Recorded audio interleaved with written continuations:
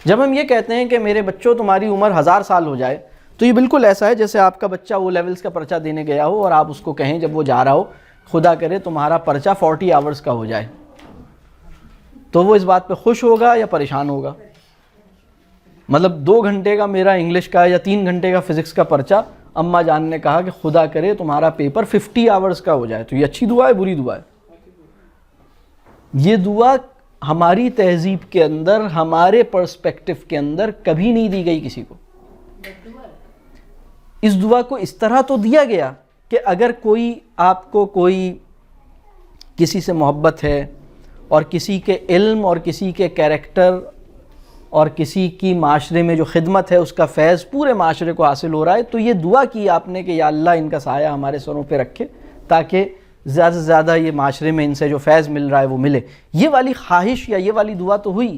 لیکن سچی بات یہ ہے کہ کسی کی طوالت عمری، یہ پورا کانٹیکسٹ ہی اس میں یہ ہے نا کہ بھائی آپ اگر فرض کیجئے ہم سب ایئرپورٹ پہ بیٹھے ہوئے ہیں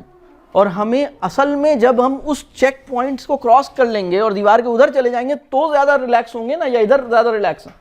ہم تو جب تک ہم ادھر نہیں چلے جاتے ہم تو ٹینشن میں رہیں گے، ہم کہیں گے الحمدللہ اب ہم ادھر آ گئے، ہمارا وہ پیریڈ پورا ہو گیا۔ لیکن اہم بات یہ کہ اس میں ہمارے لیے سب سے اہم بات جو ہے اس کو ہم مہلت سمجھیں گے، یہ مہلت عمل ہے، یہ بس اس میں ہمیں اپنے معاملات ٹھیک کر لوں، اگر گڑبڑ بھی ہے تو ٹھیک کر لوں۔ اگر ہمیں دنیا امتحان لگتی ہے، اور ایک اور حدیث ہے کہ دنیا جو ہے مومن کے لیے قید خانہ ہے، تو موت جو ہے وہ قید خانی سے رہائی ہے نا، بلکہ موت جو ہے وہ مومن کے لیے انعام ہے نا۔ آپ نے جو کچھ کیا تھا اب اپنی کمائی اب آپ وصول کریں، آپ نے اتنی، آپ جس کھیت میں مزدوری کرتے تھے اب آپ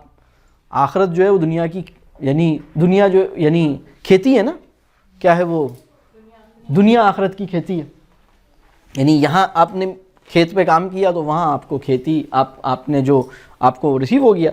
تو اگر ہمیں یہ قید خانہ لگے گا تو ہم جو ہے وہ اس کو انعام سمجھیں گے نا، اگر قید خانہ ہی نہیں لگا تو اگر ہم اسے قید خانہ سمجھتے ہیں، اگر دنیا مومن کے لیے قید خانہ ہے اور کافر کے لیے جنت ہے، تو وہ مومن اس قید خانے سے رہائی کی، یعنی وہ کون سا مومن ہے، وہ کیسا مومن ہے جس کے دل میں کبھی قید خانے سے رہائی کی کبھی خواہش پیدا نہیں ہوئی، جس کے دل میں کبھی یہ خواہش نہیں پیدا ہوئی کہ یا اللہ اگر امتحان اس گھڑی میں نے کوئی ڈھنگ کی حرکت کر لی ہے اور میری توبہ آپ نے قبول، یعنی انسان کی یہ خواہش ہونی چاہیے کہ یا اللہ جس وقت میری توبہ قبول ہو اس وقت مجھے جو ہے وہ